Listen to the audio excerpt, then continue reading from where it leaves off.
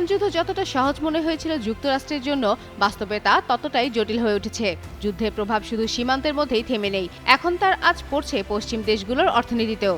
পরিস্থিতি এমন পর্যায়ে পৌঁছেছে যে যুক্তরাষ্ট্র সরাসরি স্বীকার না করলেও তারা ইরানের তেলের উপর নিষেধাজ্ঞা সাময়িকভাবে শিথিল করতে বাধ্য হয়েছে।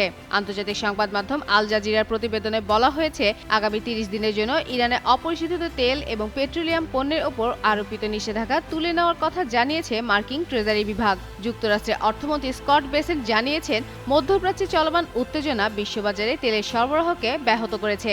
এর ফলে বাজারে অস্থিরতা দেখা দিয়েছে, যদিও সাম্প্রতিক সময়ে তেলের দাম কিছুটা কমেছে। তিনি আরও বলেন, এই সামরিক অনুমোদন শুধু নিষেধাজ্ঞার আওতায় থাকা সেসব তেলের ক্ষেত্রে প্রযোজ্য হবে যেগুলো ইতিমধ্যে পরিবহনের পথে রয়েছে, নতুন কোনো ক্রয়াদেশের জন্য না।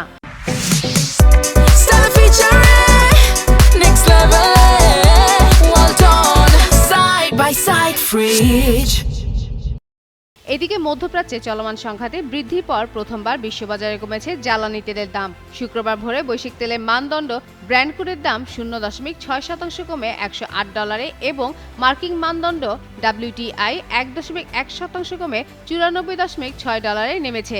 বিশ্লেষকদের মতে, সরবরাহের এই চাপ দীর্ঘস্থায়ী হলে তেলের দাম $100 উপরে স্থায়ীভাবে থাকতে পারে। গোল্ডম্যান স্যাক্স সতর্ক করেছেন, এর প্রভাব বিশ্ব অর্থনীতিতে নতুন চ্যালেঞ্জ তৈরি করবে।